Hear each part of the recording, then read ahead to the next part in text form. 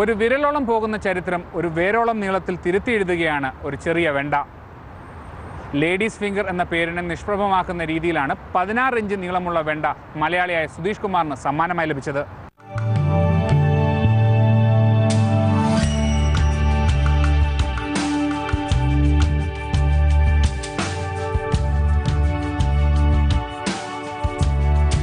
മരുഭൂമിയിലെ മണ്ണിന്റെ സ്നേഹമറിഞ്ഞ് തഴച്ചു വളരുകയാണ് ഈ വെണ്ട. ലേഡീസ് ഫിംഗർ എന്ന പേരിനെ കൊമ്പുകുത്തിച്ചാണ് കൊച്ചു വെണ്ടയുടെ വലിയ നേട്ടം. 16 ഇഞ്ച് നീളവും 4.5 ഇഞ്ച് വണ്ണവുമുള്ള കിടലൻ വെണ്ടയോടൊപ്പമുള്ള മറ്റു 6 വെണ്ടയ്ക്കയും ഇഞ്ചോടിഞ്ച് മത്സരത്തിലാണ്. 15 ഇഞ്ച് നീളമുണ്ട് രണ്ടാം സ്ഥാനക്കാരന്. അതിനേക്കാൾ നീളത്തിലെത്തുമെന്ന ഭാവമാണ് മറ്റുള്ളവയ്ക്ക്. ഷാർജ വാട്ടർ അതോറിറ്റിയിൽ ഓപ്പറേറ്ററായ ഗുരുവായൂർ സ്വദേശി സുധീഷ് കുമാറാണ് ജോലിസ്ഥലത്ത് വെണ്ട നട്ട് റെക്കോർഡ് നേട്ടം കൈവരിച്ചത്.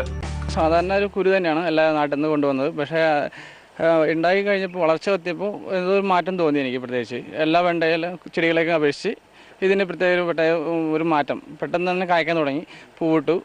അപ്പോൾ എനിക്ക് അതിൽ വളർച്ചയിലേക്ക് മാറ്റം കണ്ടപ്പോൾ ഞാനൊന്ന് ഒന്നും ശ്രദ്ധിക്കാൻ തുടങ്ങി. നാട്ടിൽ നിന്ന് കൊണ്ടുവന്ന വിത്ത് പാകി മുളച്ച 2 വെണ്ടയിൽ ഒന്നിന്റെ പെട്ടെന്നുള്ള വളർച്ച 37കാരനെ ആവേശഭരിതനാക്കി. 2 നേരം വെള്ളം നനച്ചും ആട്ടിൻ കാഷ്ടമിട്ടും പ്രത്യേകം പരിചരണം നൽകിയപ്പോൾ സുധീഷിന് തിരിച്ചു നൽകിയത് സമൃദ്ധിയുടെ പൊൻവിള. ജോലി സമയം കഴിഞ്ഞാണ് നനയും പരിചരണവും. ജോലിക്കിടയിൽ കിട്ടുന്ന ഇടവേളകളിൽ സുധീഷ് പുറത്തിറങ്ങും പ്രകൃതിയോട് കിന്നാരം പറയാൻ. പ്രകൃതിയെ സ്നേഹിച്ചാൽ ഇരട്ടി തിരിച്ചു ലഭിക്കുമെന്നാണ് ഈ യുവാവിന്റെ അനുഭവ പാഠം. കുട്ടികളെ നോക്കുന്നതിനേക്കാൾ ഏറെ ഇവയെ പരിചരിക്കുന്നുണ്ടെന്ന് സുധീഷ്. നാച്ചുറലായിട്ട് ഒരു സാധനം വെണ്ടയ്ക്ക വാങ്ങാറില്ല, പച്ചപ്പയർ വാങ്ങാറില്ല. എല്ലാം അത് നാച്ചുറൽ വളം മാത്രമാണ് ഉപയോഗിക്കുന്നത്. ആട്ടിൻകാട്ടം ഇവിടെ അടുത്തുനിന്ന് കിട്ടും. അപ്പോൾ അത് കൊണ്ടുവന്ന് ഇട്ടിട്ടാണ് ഇതാക്കിയത്. വേറെ വീട്ടിലേക്ക് ആവശ്യമായിട്ടുള്ള വെണ്ടയ്ക്ക ഇത് ഇവിടുന്ന് അതുപോലെ കുറേ ഉണ്ടായിരുന്നു. അതുപോലെ ഞങ്ങൾ സ്റ്റാഫിന് എല്ലാവർക്കും ഞാൻ കൊടുക്കാറുണ്ട്. ഒഴിവ് ദിവസങ്ങളിൽ എൻ്റെ ഫ്രണ്ട്സ് ഉണ്ട്, നാസറുണ്ട് കണ്ണൂരുള്ള, അവിടെ ഫോർമാനാണ്. ആൾ വെള്ളം ഒഴിക്കാൻ പറഞ്ഞ ആൾ ഒഴിക്കാറുണ്ട്.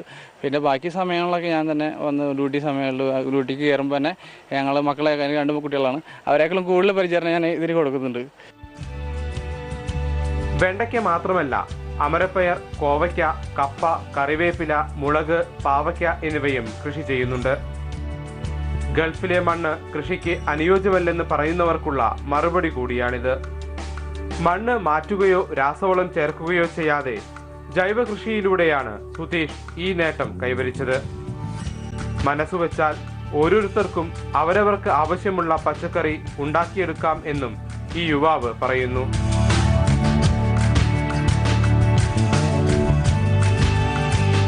ഈ മണ്ണിൽ തന്നെയാണ് ഞാൻ ഒരു മണ്ണും മാറ്റാണ്ടാണ് ഇതുണ്ടായത്. ഇതിൻ്റെ ഉദാഹരണമാണ് ഈ വെണ്ടയ്ക്കകൾ ഉണ്ടായിരിക്കുന്നത്. പക്ഷേ അധ്വാനിച്ചു കഴിഞ്ഞാൽ നമുക്ക് വേണ്ട എന്തും ഈ ഭൂമി ഈ കൃഷിയിൽ ഈ മണ്ണിൽ തന്നെ കിട്ടും.